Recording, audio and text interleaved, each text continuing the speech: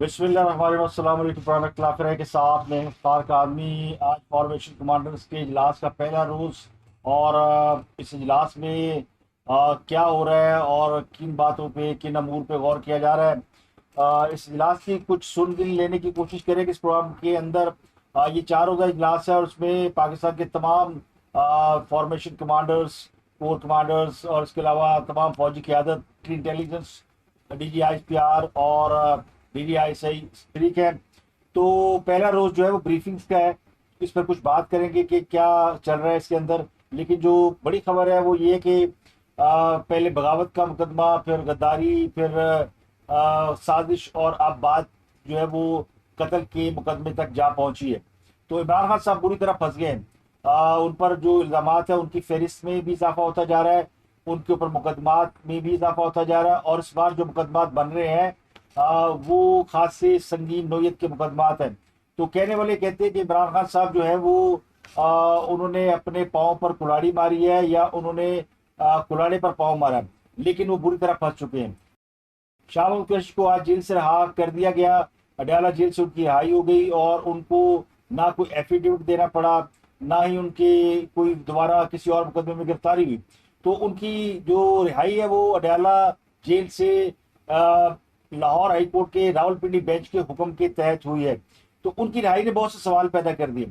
उनकी रिहाई के बाद बहुत से लोग, बहुत से तजिया निगार, सियासी पंडित ये अज्यूम करने लगे हैं, ये फर्ज करने लगे हैं कि इमरान खान साहब की जो गिरफ्तारी है वो करीब आ गई है।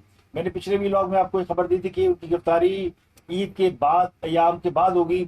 लेकिन जो शाह महमूद कुरैशी की रिहाई है उसके बाद लोगों को ये लग रहा है कि नहीं, ये मामला कुछ और है और ये ईद से पहले ही मामला निपट जाएगा। तो मैं आपको बताने की कोशिश करूंगा कि क्यों इमरान खान की गिरफ्तारी जो है वो ईद के बाद मुतवक्को है और ईद से पहले नहीं है। लेकिन अब शाह महमूद कुरैशी की रिहाई के बाद इमरान खान की गिरफ्तारी ईद से पहले भी हो सकती है। तो वो क्यों हो सकती है और शाह महमूद की रिहाई, इसके पीछे मकसद क्या नजर आता है। पाकिस्तान के अंदर कोई भी काम बिला वजह नहीं होता। अगर कोई सोचता है ना कि ये सब कानून, आइन, ज़ाब्तों, कवायद के तहत चल रहा है तो वो अहमकों की जन्नत में रहता है। पाकिस्तान में हर चीज़ जो है, खासकर जो ईवान इक़्तिदार या इक़्तिदार की गुलाम गर्दिश है, इनमें हर चीज़ कैलकुलेटेड, मैनिपुलेटेड और वेल मैनेज होती है। ऐसे नहीं होता, कोई तीर कोई तुक्का नहीं होता। इमरान खान साहब जो कहते हैं ना, मैं 27 साल मैंने एस्टेब्लिशमेंट के साथ गुजारे, तो उन्हें एस्टेब्लिशमेंट ने जो सिखाया था वो उन्होंने सीख लिया, लेकिन जो नहीं सिखाया था वो उन पर नहीं आता। तो 27 साल में भी अगलों ने उनको वो नहीं सिखाया जिसका सबक वो अब पढ़ रहे हैं। और उन्हें पता था कि इस बच्चे को जब कोई बच्चा होता है ना उसको लाड पार ज्यादा सिखा दें, पैम्पर ज्यादा कर दें, तो पूरे एक दिन वो आपके गिरेबान को पड़ जाता है। तो इमरान खान, उन्होंने ऐसे ही बच्चा तैयार किया था जिसने एक दिन गले पड़ना था, और जिस दिन वो गले पड़ता उस दिन उसका अंजाम शुरू हो जाता। तो वो ये गलती कर चुके हैं। इसके अलावा सुप्रीम कोर्ट ने ऑडियो लीक्स के ऊपर आज बड़ा कोर्ट के अंदर तमाशा लगा और एक दफा नजर आया कि कोर्ट बड़ी नाराज है। आज तो वो जज भी बोले जो कि पिछले कई समातों के दौरान नहीं बोल रहे थे। जैसे मुनीब अख्तर, माशाल्लाह कई समा इंतखाबात का केस हो, ऑडियो लीक का केस हो, तो उन कई समात मुकदमात की जो हुई उनमें ना इजाजुल हसन बोले, ना मुनीब अख्तर बोले, क्योंकि मामला किसी और तरफ चल रहा था। सिर्फ चीफ जस्टिस उमरता बंदयाल साहब बोल रहे थे और वो खुल के जो है वो खान साहब की सपोर्ट कर रहे थे। और उन्होंने आखिरी कार्ड वो खेल दिया जब खान साहब को गिरफ्तार किया गया, और फिर उन्होंने खान साहब को जो आउट ऑफ द वे जाके रिलीफ दिया, और उनके रिलीफ देने के बाद जो इस्लामाबाद हाई कोर्ट ने उनको ब्लैंकेट रिलीफ दिया और धड़ाधड़ जमानतें दी। उसके बाद तो लगता ही था कि ये लड़ाई जो है चीफ जस्टिस उमरता बंदयाल खुद लड़ रहे हैं। लेकिन 9 मई के वाकयात ने वो सारी कहानी तो बदल दी है, वो सबको पता क्या है। तो ऑडियो लिस्ट के ऊपर जैसे मुनीब अख्तर के रिमार्क्स जो है और फिर जो सुप्रीम कोर्ट के रिमार्क्स है वो थोड़ा अगर वक्त मिला तो आपके साथ डिस्कस करेंगे। इस केस का फैसला महफूज हो गया है और फैसला जाहिर है सबको पता है कि वो क्या होना है। वो कभी भी नहीं चाहेंगे कि उनके जो फेलो जजेस हैं जाते जाते वो उनकी कपड़े उतार के जाए या उनको कोई कन्विक्ट करके जाए। तो उमरता बंदयाल साहब जो है ना वो इस वक्त होम्योपैथिक हुए हुए हैं, लेकिन जो उनके करीबी लेफ्ट राइट जज है वो जाहिर है थोड़े से उनको पता है कि अगर ये बंदयाल साहब चले गए उसके बाद कादी फाइसा सुप्रीम कोर्ट के जज होंगे तो इतनी लिबर्टी शायद फिर ना मिले। तो एक इंपॉर्टेंट खबर ये कि अस्करी प्लाजा की तोड़ फोड़ के मुकदमे में यास्मीन राशिद को शामिल तफ्तीश करने की जो है वो इजाजत मिल गई है। यास्मीन राशिद जिन्हें साल दहशतगर्दी की एक अदालत ने उनको बरी कर दिया था एक बड़े मुकदमे में, लेकिन अब उनकी जो रिहाई है, बरीयत है, उसको चैलेंज कर दिया गया। ये हुकूमत ने ऐलान भी किया था कि हम चैलेंज करने जा रहे हैं, तो उन्होंने चैलेंज कर दी है। जबकि अब उनको एक और मुकदमे में, जो कि लाहौर लिबर्टी में अस्करी टावर में जो आग लगाई गई थी, उस मुकदमे में उनको शामिल तफ्तीश करने की इजाजत मिल गई है। थाना गुलबर्ग में ये मुकदमा दर्ज है। इसमें तोड़ फोड़ जलाओ गिराओ ये सब शामिल है। तो इस मुकदमे में बुध के रोज डॉक्टर यास्मीन राशिद से तफ्तीशी टीम कोट लखपत जेल जाके तफ्तीश करेगी। तो ये उनको उनके खिलाफ एक और मुकदमा जिसकी वो तफ्तीश भुगतेंगी। इस मुकदमे में उनके खिलाफ काफी एविडेंस मौजूद है। इसके अलावा जना हाउस केस जिसमें उनकी बरीयत हो गई, उनको चैलेंज कर दिया गया। इसके अलावा बाज जो तहरीक इंसाफ के गिरफ्तार रहनुमा है, जिनमें परवेज अली साहब तहरीक इंसाफ के हैं, पीटीए के सदर हैं, चाहे नाम के सही सदर हैं। इसके अलावा एजाज चौधरी साहब। तो आज लाहौर हाई कोर्ट ने भी खासी मेहरबानी फरमाई है और पीटीआई वालों के तमाम जो रहनुमा है ना, जिसने जो मांगा उसको दे दिया। बस चौधरी ने दरखास्त की, जी मुझे खाना नहीं मिल रहा, परहेजी खाना, डॉक्टर, अद्वियात, कोई तकिए, कोई बिस्तर, मैं सियासतदान हूँ, इतनी मेरी उम्र है। तो अदालत ने कहा ग्रांटेड, जो ये चाहते हैं मांगते हैं इनको दिया जाए, जो सहूलत मांगते हैं इनको दे दी जाए, उनको ग्रांट। एजाज चौधरी साहब ने भी दरखास्त की, बूढ़ा हूँ, दवाइयाँ नहीं है, सेनेटर हूँ, फला फला, उन्होंने दे दें जनाब। तो जो पंजाब की अदालतें हैं वो वाज़ेह तौर पर उनका एक रुझान नजर आता है पीटीआई की जानब, और उसकी वजह बड़ी साफ है। वो एक तो यूथ का एलिमेंट है, यानी पीटीआई को अक्सरियत जो है वो यूथ पर मुश्तमिल है। और पाकिस्तान की सियासत में जो सबसे पाकिस्तान क्या दुनिया भर में कहीं भी जब पॉलिटिक्स होती है, किसी भी मुल्क का जो मुस्तकबिल होता है वो यूथ के हाथ में होता है, और यूथ ही फैसला करती है कि वो किसको अपना लीडर मानती है, किसको वो किसके साथ वो चलेंगे, किसके साथ नहीं चलेंगे। तो यूथ ने इमरान खान साहब को अपना लीडर माना था और अब भी मानते हैं। तो वही यूथ जो है फिर अदालतों में भी है और जगहों पे भी है, तो वो कहीं ना कहीं उनको वो उसका वो फायदा एडवांटेज मिल रहा है। और पंजाब की अदालतें, यानी अब पंजाब हुकूमत, पंजाब की जो लोकल अदालतें हैं, लोअर कोर्ट्स है, उनके सामने कतई तौर पर बेबस नजर आती है, यानी एक नहीं चल रही इनकी। इससे तो अच्छा सिंध हाई कोर्ट थी, बल्कि सिंध हाई कोर्ट ने आज एक केस में नजरबंदियों के खिलाफ दरखास्त दी थी और उठा के फेंक दी। और अगर नहीं नहीं ये सब तोड़ फोड़, ये जो अगर अमन अमान खराब करते हैं तो ठीक है, ये 3 MPO के तहत बंद रखे इनको। और यहाँ पे अदालतें जो है वो, जब शाहमूद कुरैशी का केस लगा हुआ था तो कहा गया कि इनको आपने ना दोबारा गिरफ्तार करना है, ना इनको आपने किसी बात पे रोकना है, ना ये खलफनामा देंगे, ये चाहे अपनी मर्जी से तो खलफनामा दे, वरना नहीं। ये उनको यही इतना रिलीफ दिया गया। जो असल खबर है वो खबर है फॉर्मेशन कमांडर के इजलास की। आज जैसे लाहौर में आंधी बारिश, लाइट गई हुई है और घंटों जो है लाइट नहीं थी, फिर कुछ शाम को बारिश के साथ ओले भी पड़े हैं, तो मौसम तो अच्छा हो गया है, लेकिन वो इंफॉर्मेशन की फुकदान हो गई है। फुकदान इसलिए हो गई है कि मोबाइल बंद, राब्ते बंद और वेदर भी खराब। तो कोशिश की गई कि कुछ इंफॉर्मेशन आपके लिए हासिल की जाए। जो भी इब्तदाई मालूमात है उसके मुताबिक, तो ये चूंकि पहला रोज था तो इनिशियली ब्रीफिंग्स के ऊपर ज्यादा जोर दिया गया। जितने फौज के डिपार्टमेंट हैं वो अपनी अपनी परफॉर्मेंस की ब्रीफिंग जो है वो दे रहे हैं, और 9 मई से पहले और 9 मई के बाद जो कुछ हुआ उस हवाले से भी चीजें डिस्कस की जा रही हैं।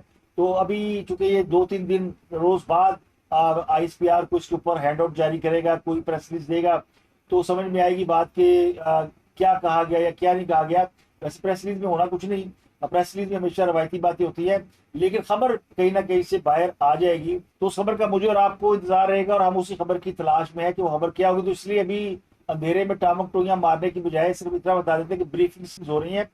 और ये जो आज इमरान खान साहब के हवाले से एक और खबर देने की गर्दिश है, वो ये थे कि उनके खिलाफ कोयटा के एक वकील ने गद्दारी का मुकदमा दर्ज कराने की कोशिश की, तो उसको जो है वो आज मर्डर कर दिया गया। उसी गाड़ी में 14 गोलियां मारी गई। ये बड़ा हौलनाक वाकया था।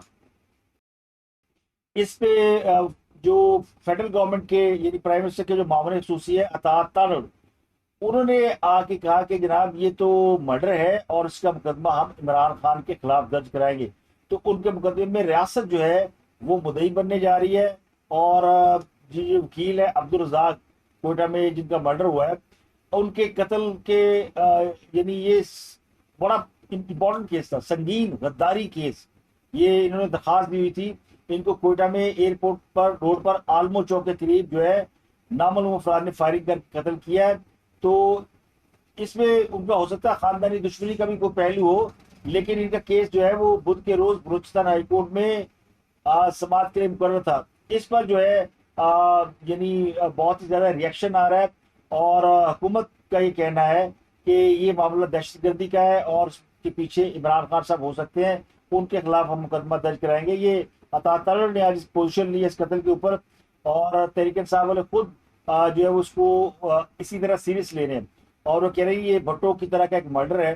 कत्ल की एक FIR दर्ज कराई गई है या कराई जा रही है, उसमें फिर इमरान खान साहब को फिक्स किया जाएगा। जिस तरह भुट्टो को फांसी लगाया था तो उनको भी शायद इस केस में फिक्स किया जाए।